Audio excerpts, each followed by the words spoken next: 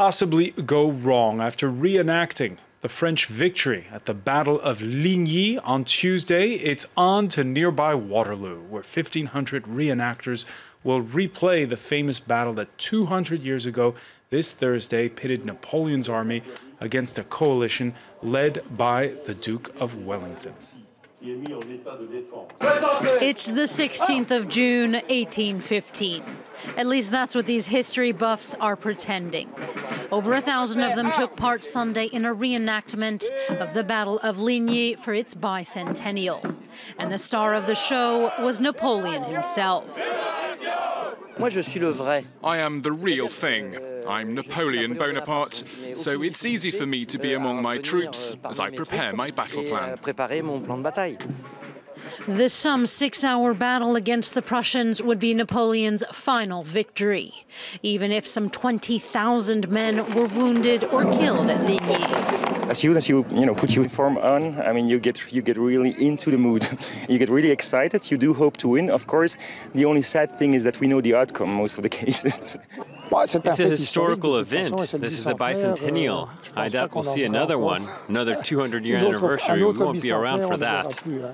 In the heat of the action, Napoleon was certain he'd take Brussels.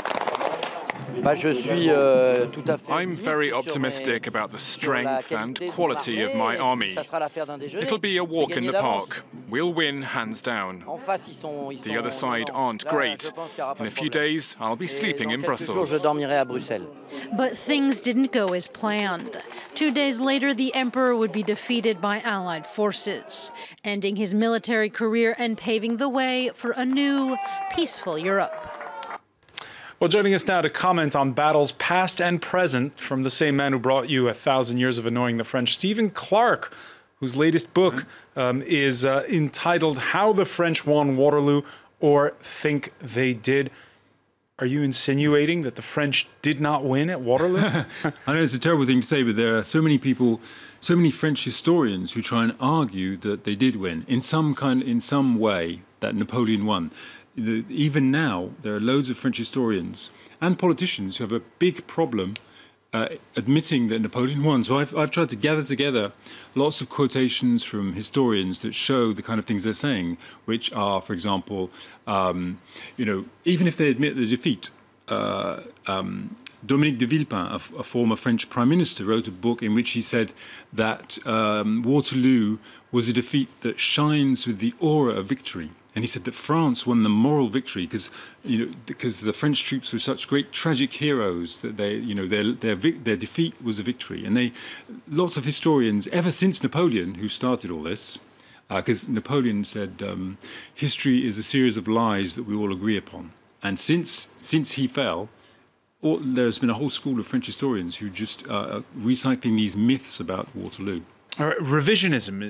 It's a kind of revisionism, because even when they say, OK, he lost, for example, Victor Hugo, who's famous as the writer of Les Misérables, there's a fantastic chapter in Les Misérables depicting the battle, really beautifully written, fantastic.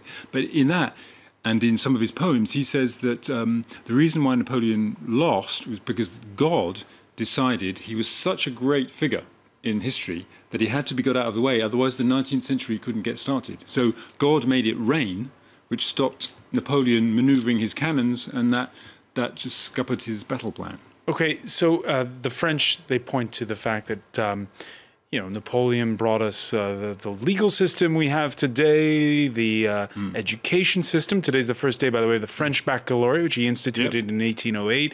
All of these things, they gloss over a bit more his secret police, the fact that he was a coup leader, and he introduced slavery in the colonies. Yeah, he censored the press. Yeah, that's the problem with Napoleon for modern French people and for politicians and historians, is that he's a very ambivalent figure. He was their greatest ever military champion. He did introduce some very good laws. The education system is founded on what he set up. Their sort of auditing system is set up. Even the taxes, apparently, it's his rules. They still govern Parisian taxes for the moment, at least. But at the same time, he's got this other side to him, which is why this year, it's very interesting, for the commemoration, Paris is not sending anyone official to Waterloo tomorrow. They're just sending the ambassador from Brussels, whereas there'll be all sorts of heads of state there. Paris isn't doing it because the government doesn't want to associate itself, firstly, with this defeat, which they still can't take, and secondly, they don't want to be seen commemorating, celebrating this man who introduced slavery and press censorship. Or, sorry to play devil's advocate, seeing the victory of royalists, because after all, in front of them was what followed Napoleon was a reactionary movement in France. Yeah, it was. But by the time, this is what I try and point out in the book, is that Napoleon had done some wonderful things, but then it got too big for his boots, really. He'd become more dictatorial, and also, by the time of Waterloo, I found a statistic for the book. Of all Frenchmen born between 1790 and 1795, 30% were killed or wounded on the battlefield. I mean, he decimated a generation. So whether they were royalist or not, by the time he fell, it was time, even the French thought it was time for him to go because he was just causing too much death and destruction in the country. Do you think the French today have a Bonapartist streak? And let's say it plainly, that there's something a little less democratic than the rest of Europe in that regard. Less democratic, I think, in the minds of most top French politicians, when you see them standing there on the steps of the Palais de l'Élysée, the presidential palace, which was Napoleon's palace as well, when you see them standing on there, sort of puffing their chest out, trying to convince a very sceptical world that they're great, heads of state, I think you can see in their brain, maybe I'm a bit like Napoleon after all. And some of them secretly have been very big fans of Napoleon, and even when they're not fans, they're still obsessed by him. Another former Prime Minister, Lionel Jospin, wrote a great thick book about Napoleon, basically saying he didn't like him. But even so, you've got to be a bit obsessed to bring out a book like that. And how do the British feel about it? Your book coming out, by the way, in French and English at the same time. Yeah. Well, the funny thing is, in the book, I do try and point out to the Brits that Napoleon did some good things, and I found lots of quotations from Brits who are fans of his. Lord Byron, the poet, was a huge fan of Napoleon. But the problem with the Brits, is that we're much too simplistic. We're too triumphalist. We think, okay, Battle of Waterloo, Duke of Wellington, the red coat stood there, beat off Napoleon's men, and Napoleon fled. It's not true at all. It is true that if the Prussians hadn't arrived at the end, Wellington would have been in big trouble. And also, the so-called English army with its redcoats was only about 30% English. The rest were mercenaries that the Brits were paying for mercenaries to fight Napoleon. And so there were Dutch, there were Germans, there were Belgians, there were all sorts there. So we're a bit too simplistic as well. The Duke of Wellington, who had, we know, an exciting private life and was a colourful character, and yet, even in Britain, it's Napoleon people talk about. Yeah. Well, again, what fascinated me in this book was examining the way Napoleon created his own image. In a way, he was a very modern man.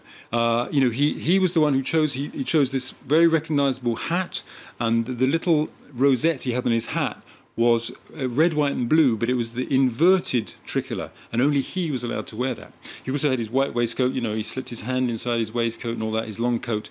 He created this instantly recognisable brand for himself. I mean, if he was alive today, he'd be working for some huge conglomerate, in branding. He created this brand, which was so recognisable that he was famous visually all over Europe. And I even found, when I was researching the book, a poster from the first Buffalo Bill Wild West tour, when it came to Europe, bringing all the cowboys and Indians. Buffalo Bill, he was the kind of manager of it all. He created a poster with himself, again, instantly recognizable with his moustache and beard, and cowboy hat, on one side of the poster, and Napoleon on the other side of the poster. Napoleon was the biggest figure on Buffalo Bill's own posters, next to Buffalo Bill himself. He was a star. So, Napoleon has created this image that's lasted for 200 years. Very clever. All right, so a short man from Corsica leaving a big imprint on all of Europe. One final question. I'm sure you followed the whole coin row last week, where the Belgians, because the French vetoed the idea of a commemorative €2 coin, coming out with a €2.50 coin that would only be legal tender inside of Belgium. What does it say about today's Europe vis-a-vis the one from 200